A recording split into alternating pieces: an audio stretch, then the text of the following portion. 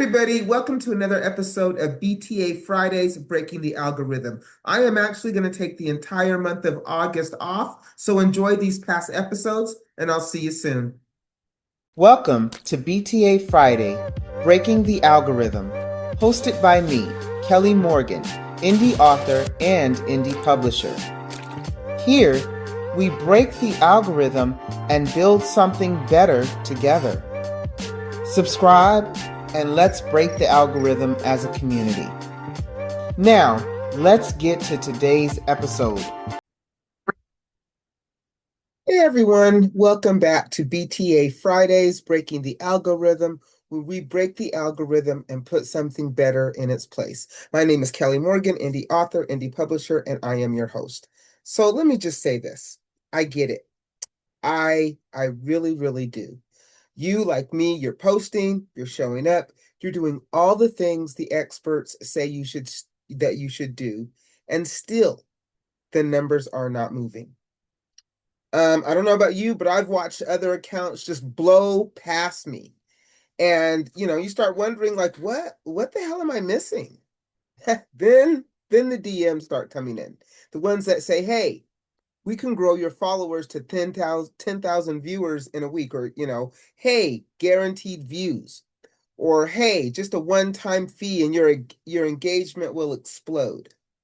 I've been approached on Instagram, TikTok, YouTube, pretty much every social media platform says that they can increase my viewership just like that, as long as I am willing to pony up money. And they've promised to tweak the SEO or boost visibility. And the only thing that I have to do is pony up some cash. And I got to tell you, I'd be lying if I said the thought never crossed my mind. Because when you are building something, especially as an indie author, it's hard not to want those shortcuts. It's really hard not to want that big following and that instant gratification. So it got me to thinking, why do people buy followers? Well, the numbers look good, right? The numbers feel good. There's a certain amount of confidence that comes from opening your profile and seeing 3 or 4 or 5 digits, not three, but how about 4, 5, or 6 digits behind that followers, right? It feels like proof, like you've made it. And in some ways, it is a social signal. More followers lead to brand interest, sponsorships, and even media opportunities. There's another reason too that I think people buy followers, and one that I don't think we really talk about, and that's pressure.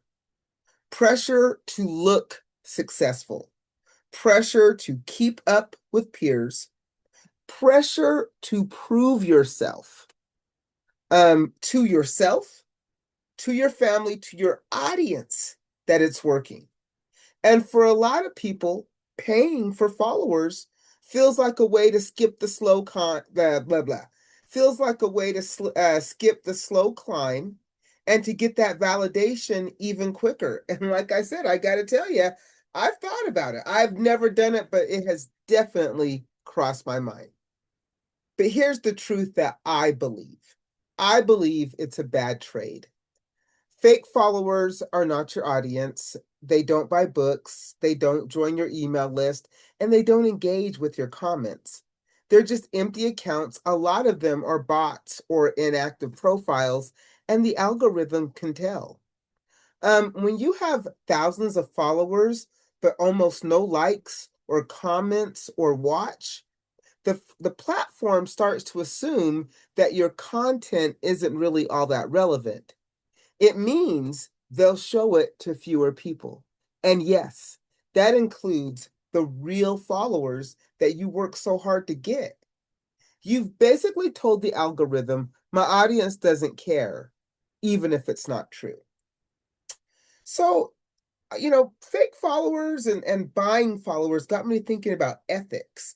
Like, when you pay for fake growth, you are essentially inflating your numbers to give the impression that you have more reach or influence than you do. Now, I think that can be misleading to your readers, to your collaborators, or to brands who might make decisions based on those numbers. I mean, don't get me wrong, it's not illegal, but it does raise questions about trust and about, being authentic.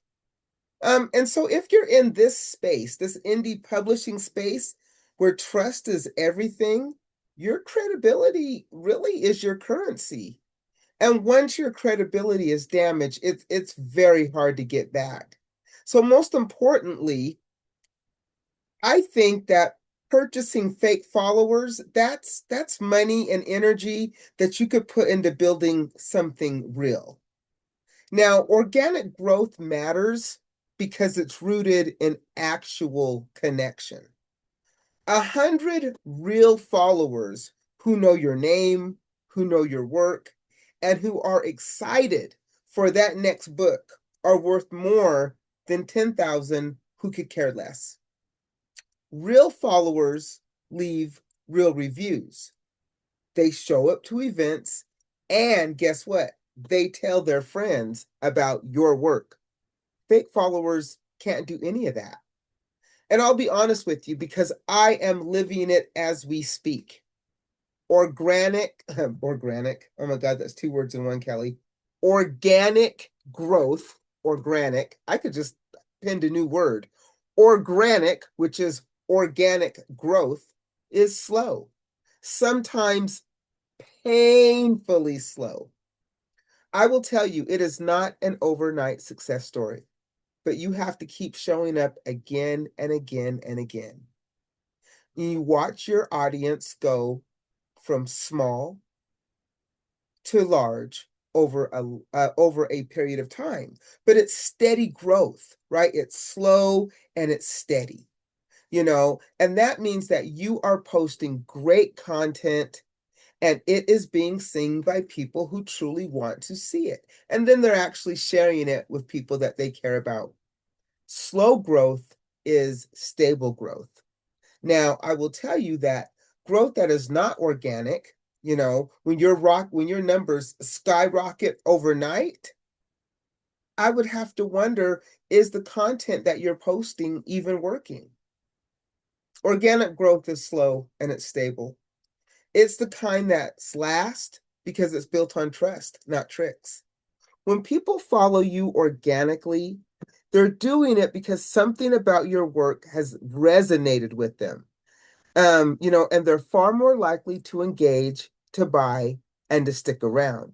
Now, I got to admit, that fast growth can feel really exciting, but if it's not real, it will not stick. Organic growth might take longer, but every follower is someone who you earned. And that's a foundation that no algorithm could ever take away. So the question then remains, how do you start building organic growth? Well, start where you are. You start small, you start direct, and you start yourself. First of all, you're consistent. If you want real followers to follow you on a consistent basis, well, then you have to be consistent. Even if you just say, I'm going to post once a week, people, start to realize that, hey, on Tuesday, you're going to be posting something and they're going to be looking for it. You get to know your audience. Talk to the people you want reading your books, not everybody. Because guess what? You're not going to be everybody's cup of tea. So talk to the people who you want to read your books. Know your audience. Engage back. Reply to comments, ask questions, and share other people's work. Collaborate. I think I must say this probably in every BTA episode. Collaborate, collaborate, collaborate. Cross promote with other authors. Do podcast, write in magazine articles, join online events, do book signings, do lives. There's other things you can do with other authors. So collaborate, collaborate, collaborate. And that's another great way to build organic growth. And tell your story.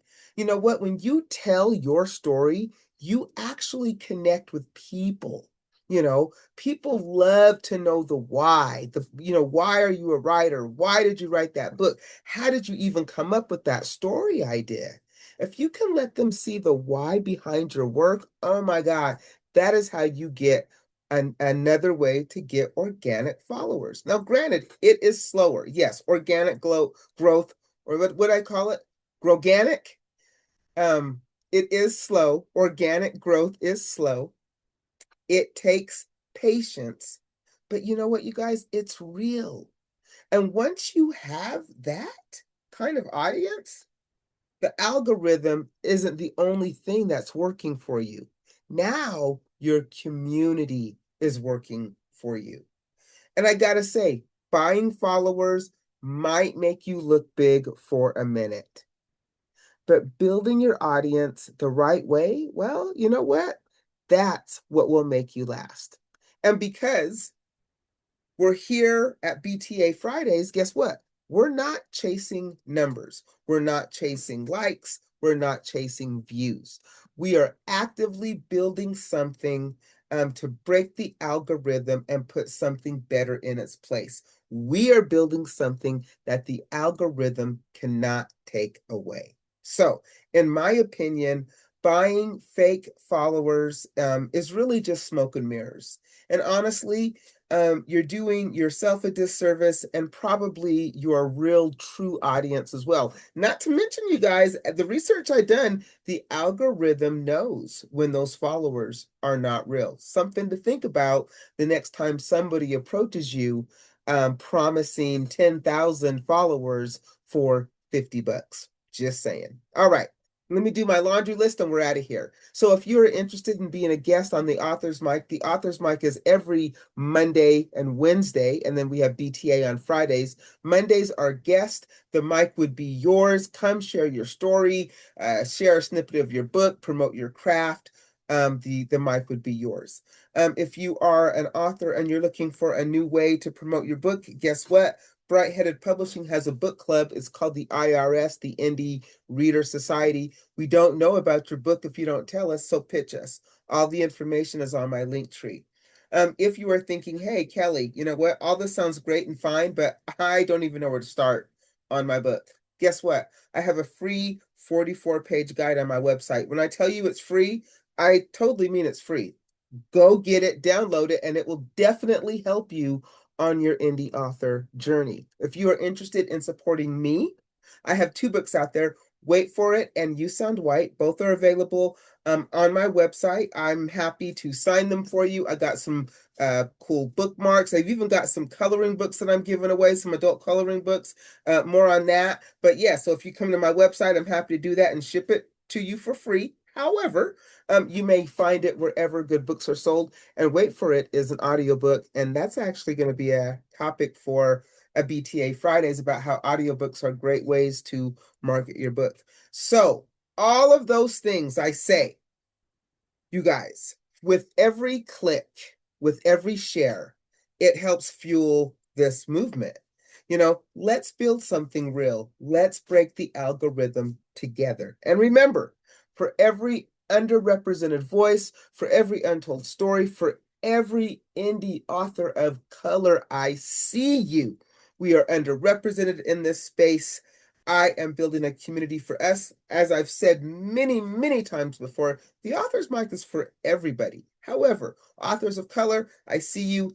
Definitely have an open invitation to join me. All right, you guys. So go out and make it a great day because I know I'm definitely going to try. Have a fantastic weekend. This has been BTA Fridays. My name is Kelly, and I will catch you next Friday.